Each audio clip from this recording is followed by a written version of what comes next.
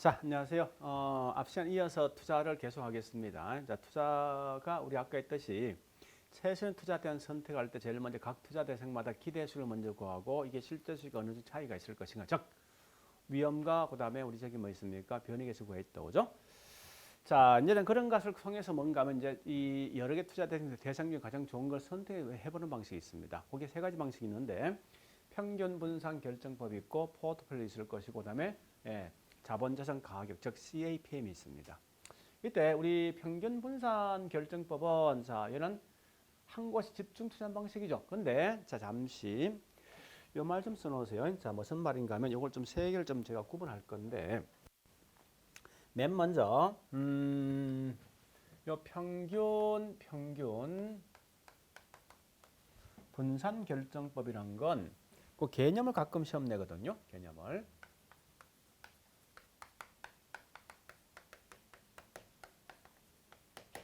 그다음 포트폴리오. 그다음에 CAP. 그러니까 이게 자본 어셋, 자산 프라이스 모델입니다. 가격 모델인데 자, 우리 평균 분산 모델 아까 보니까 평균이 결국 뭐 있습니까? 아까 기대 수익이죠. 분산 같은 말이 뭐죠? 위험이죠. 그죠? 그래서 나오거든. 얘는 항상 평균 분산법이란 건 기대 수익률과 위험을 통해서 하되 딱 몇 곳입니까? 한 곳에 집중 투자한다. 즉 A만 A, B만 B. 속도는 한 곳에 몰빵한다는 거죠. 포트폴리오 할 뜻이 뭐 자금은 뭐 있으면 여러 곳에 뭐 합니까? 분산 투자하는 거지. CAP면 좀 기억하실 이겁니다. 자, 수익률은 잘 보셔야 되건 수익률은 투자자가 받을 수 있는 수익률은 혹시 공식 나오거든. 기대 수익률에다가 여기 베타 계수가 들어갑니다. 이 베타 계수는 다른 말로 먼저 합니까? 위험. 이 위험이라는 건 꼭 아실 건 우리 위험이 크게 두 개 있죠. 체계적 위험과 비체계 위험이 있는데 꼭 아실 건 이 베타 계수는 항상 뭐 있습니까? 체계적 위험만 취급하지 비체계 위험 취급하지 않습니다. 그래서 혹시 아마 다른 책은 그게 실면 안 돼 있을 텐데 이 CA 자본자산 가격 모델은 공식 나왔을 때 베타 계수는 뭐냐라고 가끔 시험 내거든요. 내거든요. 이때 위험인데 이 위험 반드시 뭐 있으면 체계적 위험만 취급한다 보시면 되겠습니다. 자, 그러면 다시 앞에 평균 분산법은 자, 우리 첫 번째 요 지배란 말 뜻이 뭐냐니까 선호된다는 거예요. 그러면 투자 기업권 투자 A는 B를 지배한다. 무슨 말이요? 투자 A는 요거죠? A가 B가 있는데 요 말은 뭐예요? 기대 수익 같을 때 위험이 뭐 있습니까? 작은 여기 위험입니다. 표준편이 위험이죠? 위험이 작은 뭐 있습니까? A를 선택한다는 거예요. 이 말은 결국은 다른 말로 투자 대한 A는 B를 지배한다. 이 말은 선호된 이 말 뜻이에요. 자, 다시 위험번. 여기 있는 요게 C, 요게 D거든요. 이 말은 표준편 위험은 같으면 뭐 있습니까? 수익이 높은 뭘 한다고? D를 선택한다는 거죠. 그렇죠? 이 말은 다른 말로 투자에 대한 D는 C를 지배한다 쓴답니다. 그런데 요 A하고 D를 봐보죠. 세 번째. 그죠? A하고 D. 자, A하고 D 본다면 위험적인 측면 결국은 낮은 게 여긴 A 아닙니까? 그럼 위험적인 측면 결국은 A를 선택할 거 아니에요. 근데 거꾸로 수익적인 측면 뭐 선택하겠습니까? 높은 D를 선택할 거 아니에요. 분명히 평균 분산 원리는 항상 뭐 있습니까? 수익이 높고 위험은 낮은 딱 한 곳만 투자하게 돼 있다고요. 그런데 이때 수익적인 측면 결국은 C를 선택하겠지만 수익적인 측면은 뭐 있습니까? D를 선택하겠지만 위험적인 측면 A를 선택하게 되죠. 이럴 땐 평균 분산을 따라 선택할 수 없다는 거예요. 이걸 뭐라냐? 다른 말로 오류. 그 해결 방식이 뭐가 있냐? 묻거든. 포트폴리오. 아니면 상대적 위험들 따져볼 수 있는 뭐 변이 계수를 통해서 선택할 수 있도록 하시면 되겠습니다. 자, 일단 그런 정도 보시면 되겠네. 자, 그다음요. 따라서 우리 한 곳에 자금을 집중 투자할 수 없으면 결국은 자금을 여러 곳에 분산 투자할 건데 그 분산 투자인데 이 말이 다른 말은 포트폴리오죠. 자, 그래서 항상 시험 나왔을 때 포트폴리오 목적이 뭐냐 묻거든. 여러 곳에 자금을 분산투자하면서 함에 따라서 위험을 어떤 위험을 다시요. 자 여기 잘못된데 자 어떤 위험을 제거시키냐면 요 비책임 위험을 제거시킬 목적입니다. 꼭 기억하시고 다시 할게요. 다시요. 여러 곳에 분산투자함에 따라서 결국은 비책임 위험을 제거할 목적이지 책임 위험 제거할 목적 아니라는 사실을 꼭 기억하시라고요. 응? 그 말 꼭 기억하시고 그러면 우리가 알고 있는 위험이란 크게 두 개 있습니다. 저기 총 위험은 체계 플러스 비체계 있는데 특히 우리 분산투자 저기 포트폴리오 시험 나면 이게 답을 굉장히 많이 정한다고요. 굉장히. 그래서 체계 반대 비체계인데 우리 체계적 위험 피할 수 없는 거, 비체계는 피할 수 있는 거예요. 그래서 그래서 체계는 피할 수 없으니까 없는 위험인데 이건 주로 어디서 나는 거면 시장에서 모든 부동산이 공이 증되는 위험인데 오직은 시장 나머지 이건 전부 다 뭐 있습니까? 체계를 보시라고. 거꾸로 개별 부동산, 개별로 먹는다 이건 비체계 보시면 돼요. 그래서 목적은 비체계는 피할 수 있는 거. 번역해 볼까요? 자, 다시. 아무리 체계로 분석해도 절대 이 위험이 온다는 거예요. 그래서 다른 말로 이건 피할 수 없는 거죠. 얘는 체계적으로 분석을 하지 못하기 때문에 내가 손해본 거죠. 이런 걸 다른 말로 피할 수 있는 위험 보시면 돼요. 그래서 결국은 체계는 피할 수 없지만 즉 제거 못하면 비체계는 제거할 수 있죠. 이 제거 방식이 뭐냐 묻거든 포트폴리오입니다. 이렇게 하시면 되겠네. 자, 그 다음에 두 번째 우리 어떨 때 훨씬 더 많은 위험을 제거할 수도 있을까 묻거든. 이 상관계수까지 모든 걸 푼다 생각하시면 돼요. 그럼 참고로 계수는 0과 1 사이죠. 그죠? 0과 1 사이인데 자, 이런 크기 두 개 있지 않습니까? 플러스 1이 있고 마이너스 1이 있어요. 이 플러스는 우리 상관은 두 개의 변수예요. 변수 중에 상관은 플러스인 건 두 개의 변수가 같은 방향 간다 생각하고 마이너스 뭐 있습니까? 반대 방향 간다 생각하시면 되겠습니다. 그래서 다시 보겠습니다. 상관계수가 마이너스 1부터 플러스 1 사이 있는데 이때 뭐 있습니까? 플러스 1은 두 변수의 수익률이 같이 움직인다 이거요. 그래서 이때 뭐 있으면 분산투자하면 위험을 전혀 제거 못하죠. 이 말은 다른 말로 위험 제거량이 거의 없다. 저 포트폴리오 효과 없다는 거예요. 반대급으로 상관계수 마이너스 1이면요. 수익률이 두 개의 변수 수익률이 반대 방향 이동하니까 위험을 완전 제거할 수 있습니다. 따라서 포트폴리오 효과가 굉장히 크다는 겁니다. 이런 말 좀 기억하시고요. 자, 그다음요. 특징. 그러면 상관계수 값이 높을수록 수익률 간 움직임이 유사한 거죠. 저 이 말 아닙니까? 높단 말은 그냥 플러스 쪽에 가까울수록 일쪽에 가까울수록 그만큼 뭐였어? 두 변수의 상관성이 높다 보니까 두 투자 대상을 분산투자해볼 위험을 제거량이 적다. 즉 분산효과가 적다는 겁니다. 이런 말 좀 기억하시고 따라서 상관계수 값이 플러스 1은 수익률과 움직임이 완전 동일하기 때문에 결국은 분산투자해봐야 위험을 전혀 제거 못한다는 겁니다. 그러면서 그 반대로 상관계수 값이 낮을수록 훨씬 더 효과가 더 큰 거죠. 또한 같이 상관계수 값이 플러스 1만 아니면 플러스 0.9, 0.5가 된다 하더라도 위험 제거량이 정도에 대한 차이죠. 어쨌든 위험 제거는 가능하다 이렇게 하시라고. 저희 굉장히 중요한 겁니다. 그리고 특징 투자 대안수가 많을수록 항상 뭐 있습니까? 총 위험도 비책 위험도 제거할 수 있지만 절대 체계 위험은 지금 못한다는 거예요. 자, 다시 할게요. 보세요. 의미를 하셔야 돼. 우리가 알고 있는 총 위험은 뭡니까? 체계적 위험에다가 비체계적 위험을 제거할 비체계 위험이 있으면 분산투자하면 결국 여기 있는 비체계 위험을 점점 제거할 수 있죠, 그죠? 할 수 있으면 총 위험도 분명히 제거될 거 아니에요, 그죠? 근데 체계적 위험은 제거할 목적은 분명 아니겠다, 그죠? 이런 거 아시라고. 그러니까 이 위험이 감소한 만큼 얘도 감소하지만 얘는 변화 없습니다. 자, 그래 보시고 그 다음에 그러면 그 이유가 뭐냐 묻거든. 각각에 있는 투자 대상들마다 상관계수 값이 플러스 1이 아닌 거예요. 플러스 1이 아니고 즉 같으면 각 투자 대상마다 수익률과 위험에 대한 분포도가 절대 시험 났을 때 동일한 게 아니야. 다양하기 때문에 이러셔야 됩니다. 왜? 상관계수 값이 플러스 1은 완전 동일하거든요. 플러스 1이 아닌 건 다른 거지. 그러니까 다르기 때문에 동일하지 않기 때문에 쓰면 이건 무조건 맞는 거예요. 다시 할게요. 투자 대상들마다 위험과 수익의 분포도가 다양하기 때문에 그만큼 위험 많이 제거할 수 있다는 거예요. 그 다음에 부동산도 포트폴리오 가능하다. 뭐 때문에 가능하냐? 지역별로 부동산 때문에 지역별로 가능하고 용도 다양성 때문에 용도별, 유형별 가능하다 이겁니다. 근데 부동산의 포트폴리오 단점이 있다는 거예요. 가장 큰 단점, 수익률이 계량화되지 않습니다. 또한 같이 원래 포트폴리오 모형은 결국 뭐 있습니까? 장기 모형인데 이 분산 투자 모형은 이건 단기 모형이거든요. 또 자금을 분할의 한계가 있다는 거예요. 이러한 단점이 있으니까 결국 원래 포트폴리오는 장기 모형인데 저기 단기 모형인데 이건 장기 모형 지금 쓰고 있는 부동산이죠.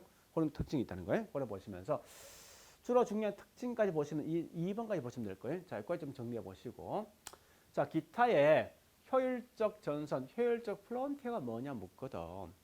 자, 이건 그림만 그려볼까요? 뭐 이런 건데 굳이 참고로 우리 시험 나오면 이 효율적 전선 등은 지문상 때문에 거의 틀린 점 되지 않습니다. 자, 이렇게 해볼까요? 항상 뭐든지 시험 나왔을 때 여기에 뭐가 될지 꼭 보시라고요. 자, 이게 기대 수익률이고 이게 표준 편차 위험이랍니다. 그래서 이렇게 현재 여기에 뭐 효율적 전선이죠. 효율적 플런트입니다. 각 투자 대금 이렇게 있으면요. 그죠? 이렇게 있을 때 한번 적어볼게요, 이걸.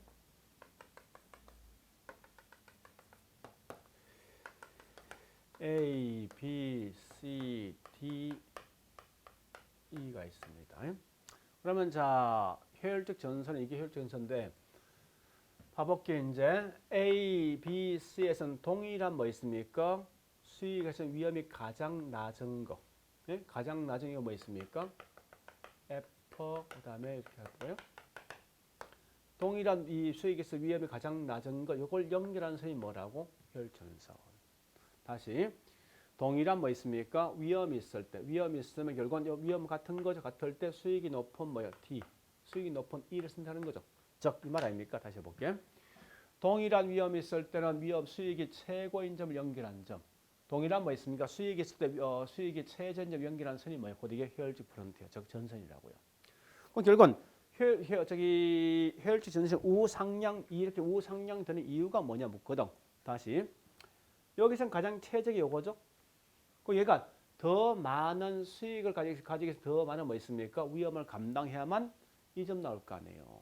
그래서 이 말은 다른 말로 아까 설명했듯이 더 높은 수익을 위해서 더 많은 위험을 감당하는데 이때 조심할 건 최적의 포트폴리오 뭐냐 묻거든. 여러분들은 최적이란 건 요 점이 있죠. 여기 있는 이게 무차별 곡선과 효율 전선이 마주친 점이 있죠.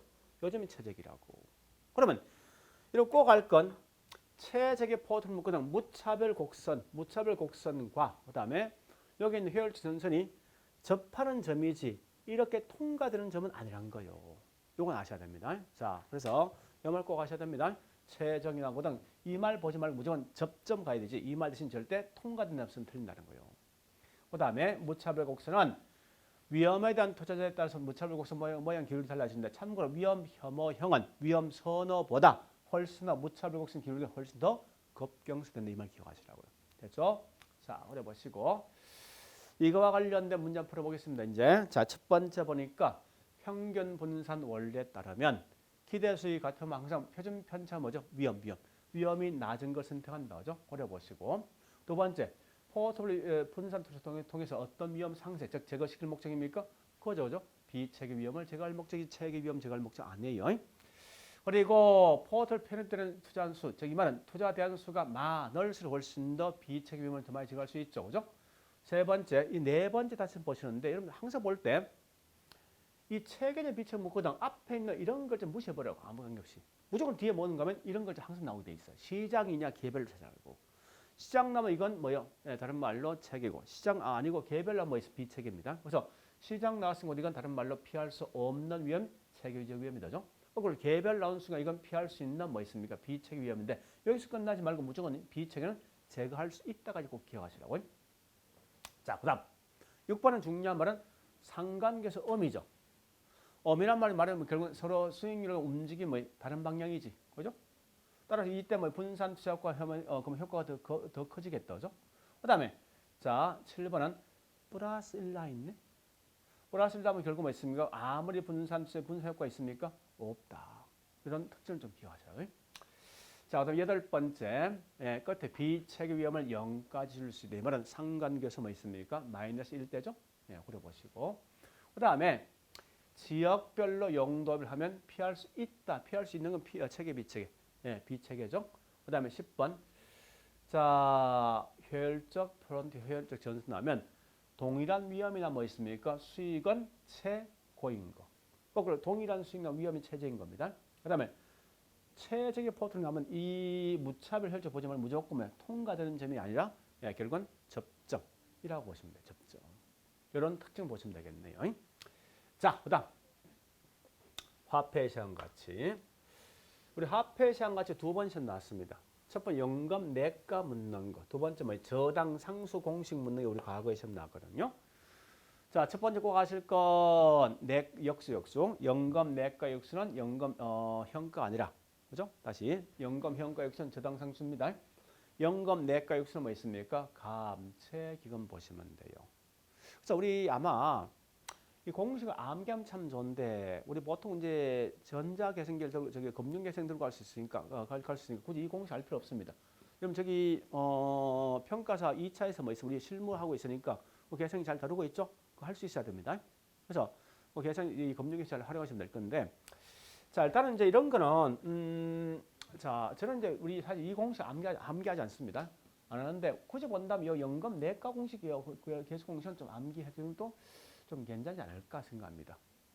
그래서 역수가 이거 아닙니까? 그죠? 역수가. 그래서 자, 일단은 연금 내가는 원래 이거 아닙니까?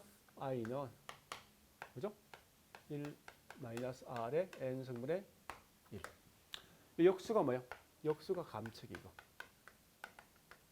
저당 상수의 역수가 뭐 연금 현까지 요건 기억하시고요. 그다음에 혹시 말로 물었을 때 원리금 상환액을 즉 우리가 알고 있는 저당 지불을 구할 때 이건 딱 두 개 보셔야 돼. 조건이 뭔가 하면 요 말 그러니까 원리금 균등이에요.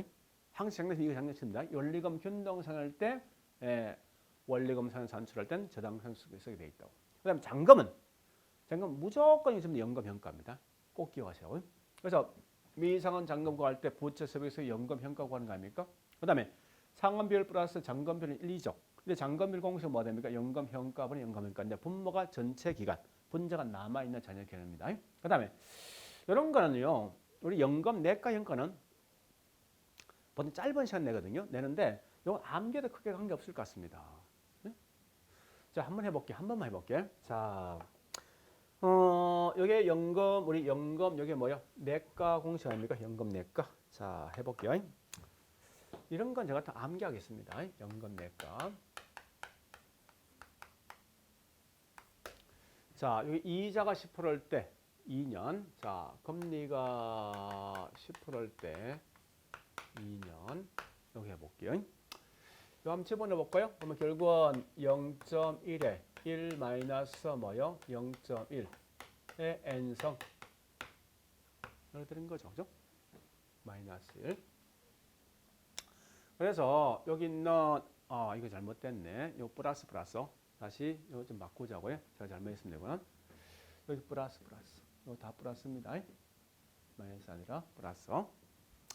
다시요. 자, 이건 1 플러스 됩니다. 이렇게. 그죠? 몇 년이죠? 2년. 그럼 요거 하면 어떻게 되겠습니까? 요 값은 1.21 되죠. 그죠? 1 빼면 0.21 나누기 0.1 아닙니까? 2.1 나눈 거 아니에요. 자, 다시요. 여기 눈치 빠르면 이렇게 하거든요. 자, 다시 이렇게 하시라고. 만약에 일시불 현가 계수 공식 1 플러스 R의 N승 되거든. 금리가 10%면 2년 되면 얼마나 됩니까? 1.1에 10% 2성. 3년 되면 뭐 있으면 1.1에 3성이죠. 4년 되면 1.1에 뭐 됩니까? 4성하면 될 거 아니에요. 그죠? 요거 하면 1.21 나옵니다. 1.331 하고 1.4641 대원 나온다고요. 그러면 이것도 연금의 일시불 내가 이거 내가. 연금의 내가는 무조건 여기다 1을 빼주라고. 응? 앞에 1을 빼주고 소유점 한 개 뒤로 물리라고 이렇게. 그럼 결국 이건 2.1, 3.331, 4.64. 이게 오히려 계산이 더 빠를 수 있습니다, 사실은. 그리고 연금 평가는요. 연금 평가는 요거 분에 이렇게 나눠준다 생각하고. 굳이 암기하지 말고 1.21분의 2.1 이렇게 하죠. 이렇게 계산하면 굳이 이 공식을 암기하지 않더라도 요 값을 암기하지 않더라도 값은 구할 수 있을 거 아니에요. 5년 나면 어떻게 합니까? 여기다 1점 곱하면 되겠죠. 그래서 요 수식이 잘못됐는데 어쨌든 여기 갈로스 1 플러스 R입니다. 전부 다 1 플러스 R. 요거 좀 조심하시고요. 그래서 자, 요거 꼭 좀 기억하시면 아마 문제 풀 때 굉장히 쉽게 풀 수 있을 겁니다. 우리 과거에 요게 연금 내과물 어떤 게 뭐냐는 거면 자, 일단 요 밑에 요 문제 있죠. 여기 우리 과거에 나왔던 문제인데 여기 아마 27대 시험 나왔던 걸 거예요. 자, 일단 이건 제가 좀 더 하고 앞에서 말로 묻는 문제 하겠습니다. 자, 첫 번째 연금 평가의 역수 뭐요? 감축기금이지. 그죠? 그다음에 조심할 건 저당 대출을 받게 된다고 쓰면 무조건 있죠. 무조건. 첫 번째 확인할 건 뭔가 하면 조건이 뭐예요? 원리금 균등 상환 방식 먼저 기억하시라고요. 응? 저당상 나오거든. 그러니까 다시 대출액을 원리금 상환을 묶거든 무조건 이건 조건이 결국은 원리금 균등을 확인하셨는데 틀리면 이건 낼 수 있으니까. 그다음에 이럴 때 사용되는 계속 뭐예요? 저당상수절.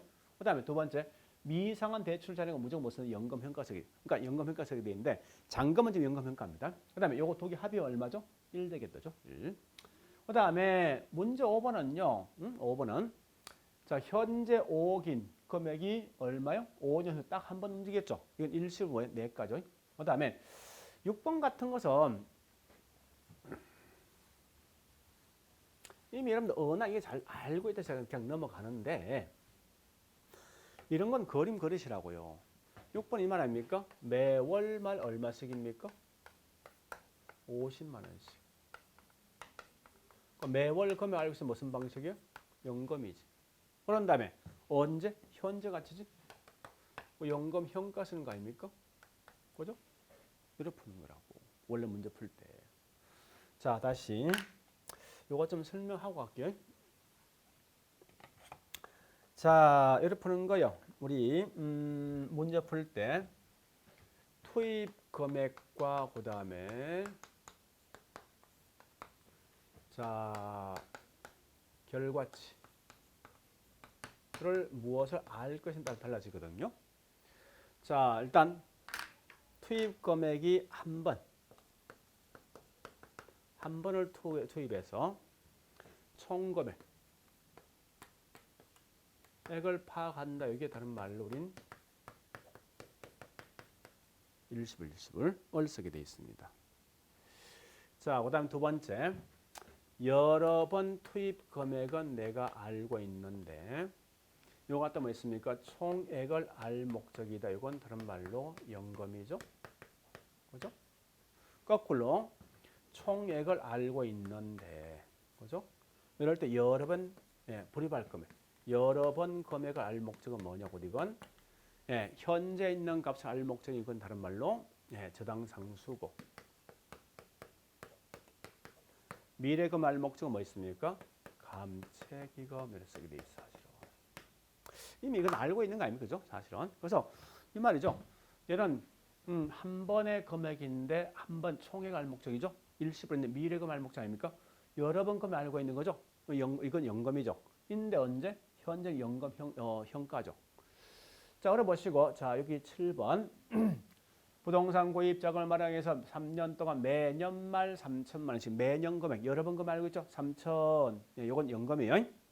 근데 가입에서 이자를 복리 10%인데 3년 후 미래금을 목적이죠. 그러니까 결국은 이 말 아닙니까? 여러 번 금액 알고 있는데 미래 금액 아닙니까? 이건 다른 연금 내가 쓰는 거지. 자, 가볼게요. 아까 했던 거 아닙니까?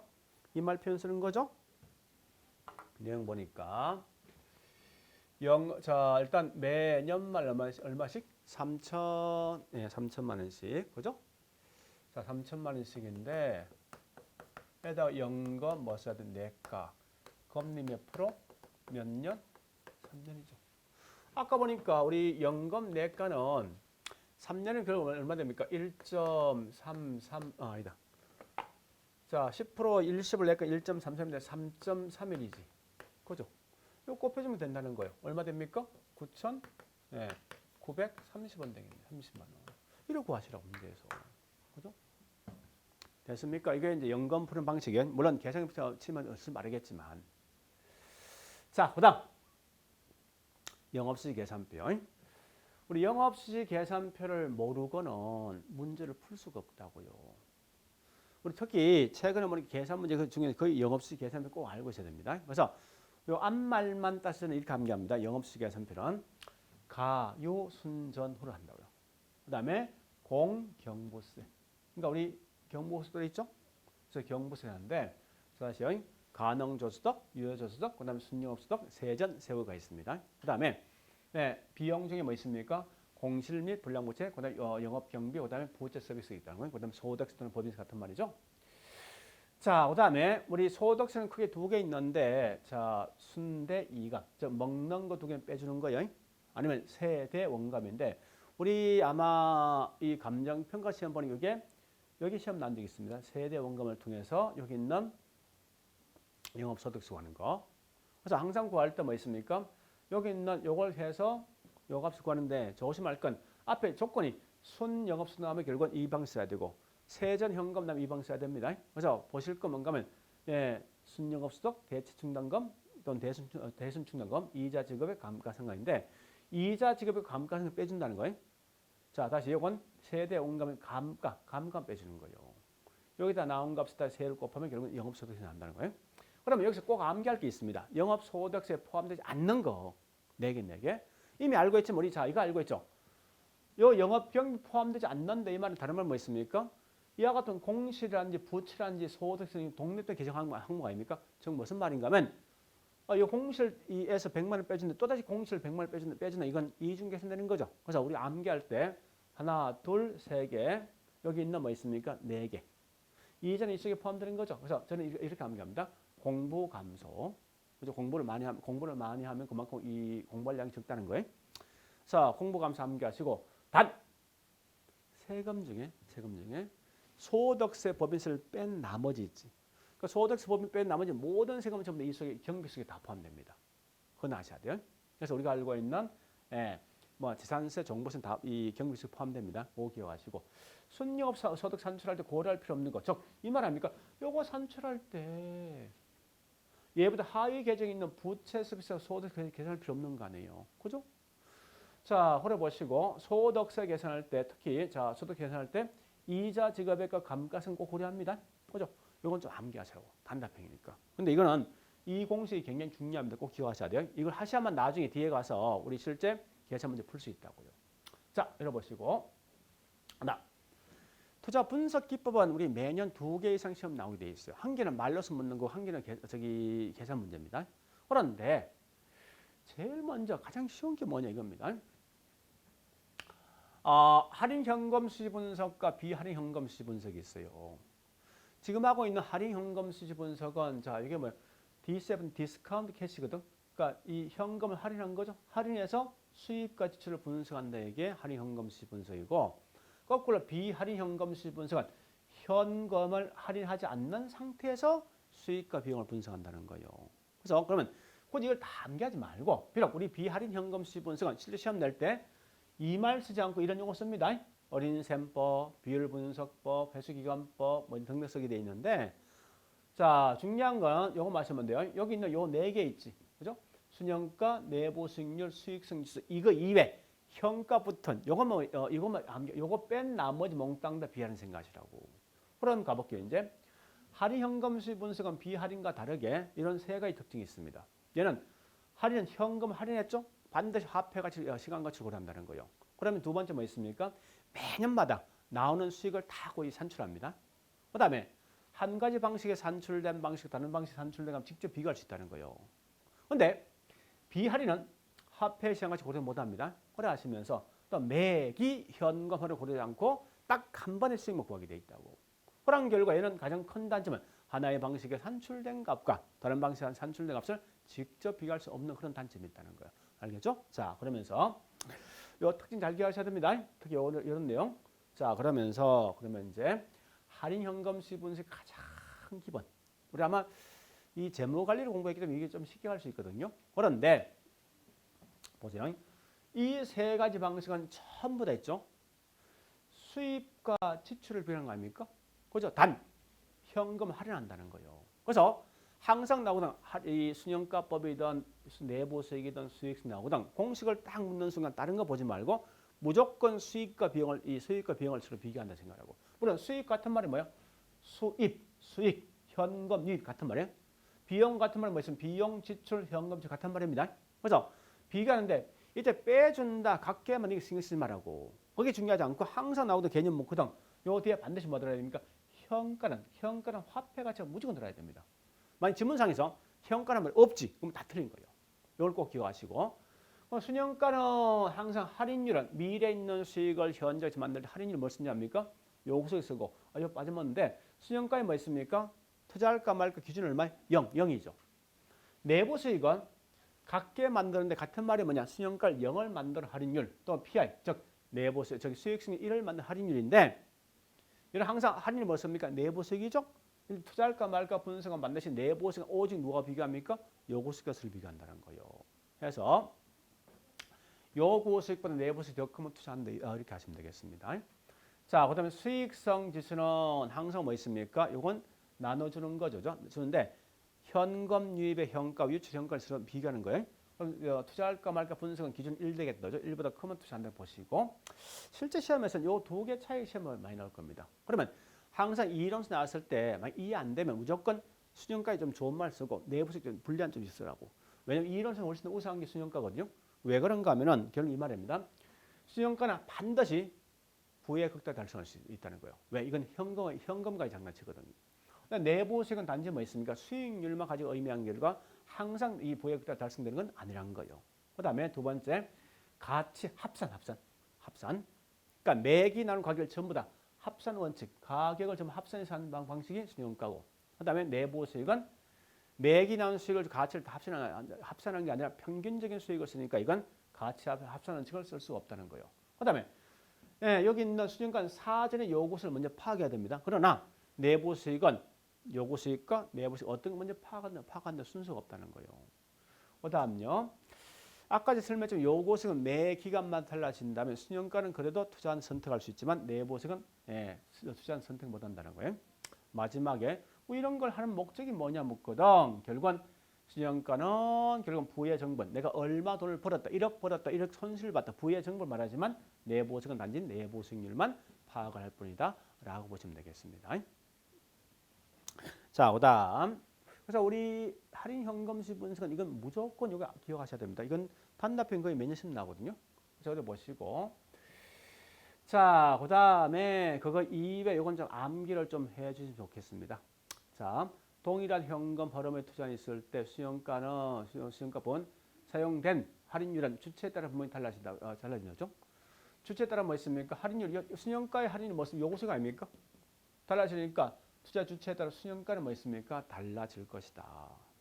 저 동일한 게 아니에요. 자, 이건 좀 하셔야 됩니다, 여러분들이. 무슨 말이냐? 자, 이건 좀 이해를 좀 시킬게요. 분명히 우리 수익가에 쓰고 할인을 항상 뭐 써야 됩니까? 투자자가 바랄 수 있는 요구서 쓰 있습니다. 자, 이렇게 한번 해보자고요. 예를 들어서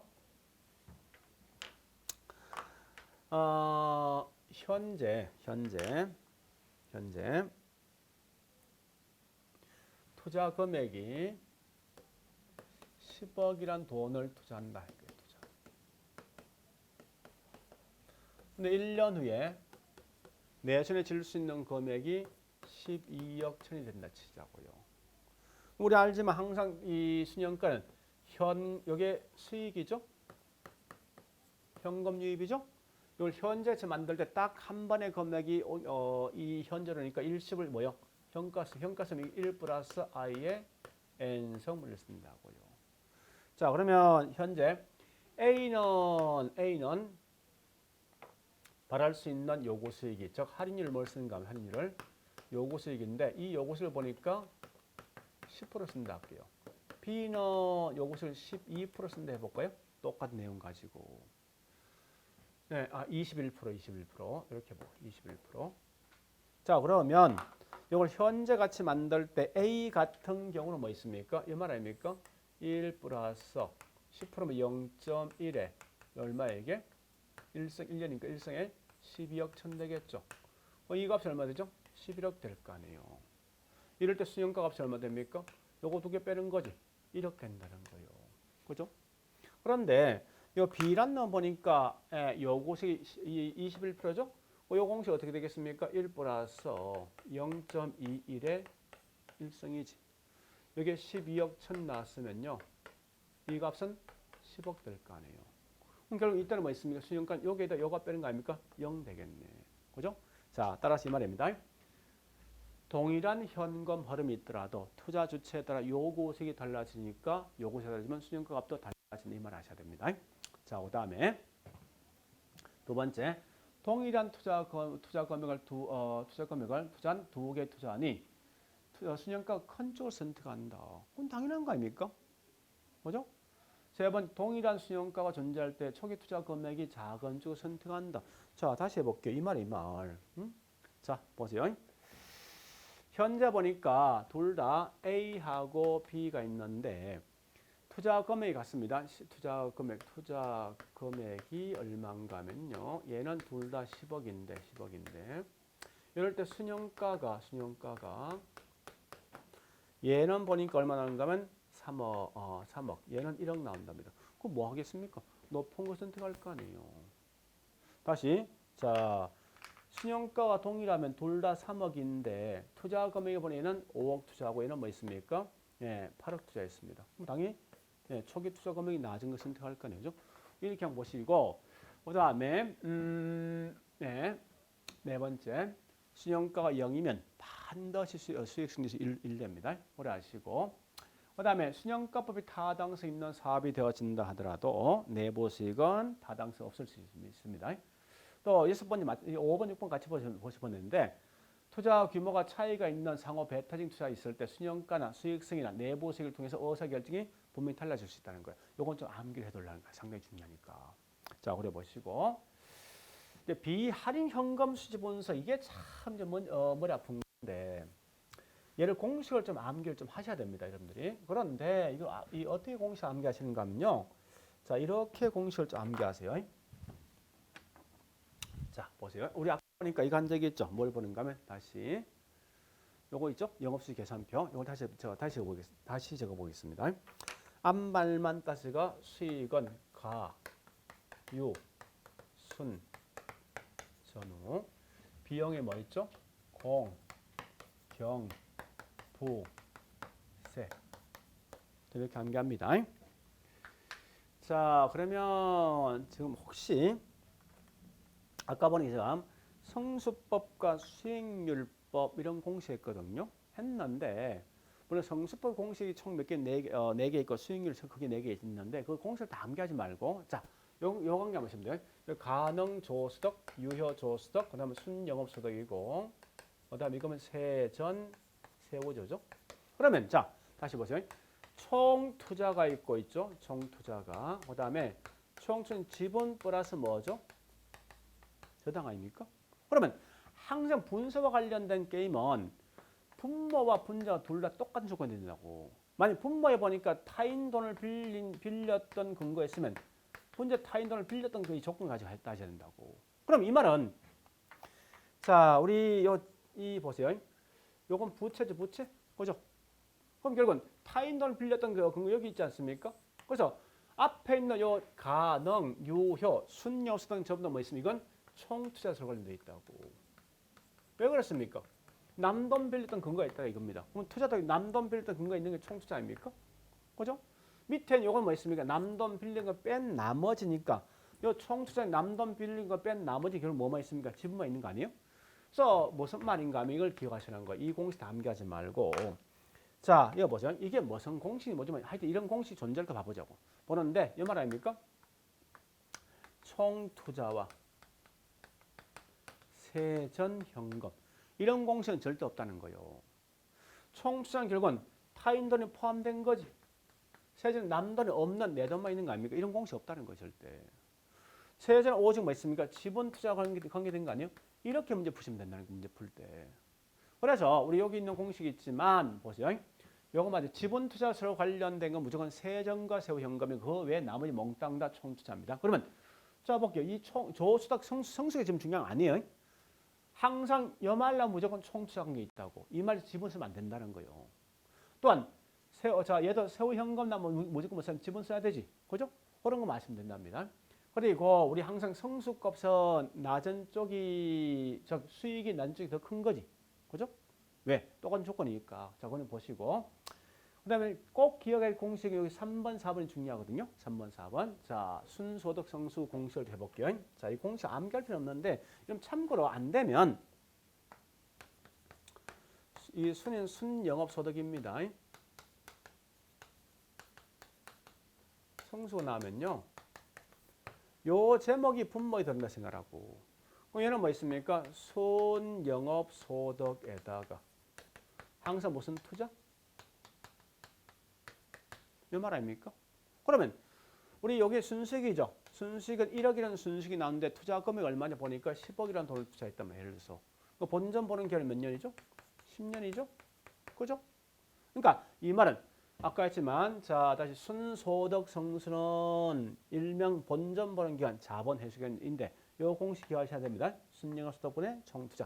여기다 역수가 뭐라고요? 이게 종합반응률이에요.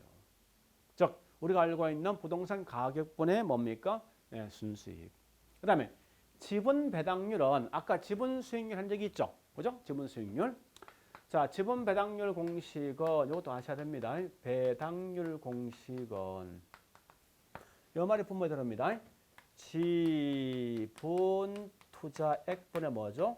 세전 현금 현금. 이렇게 기억하시라고.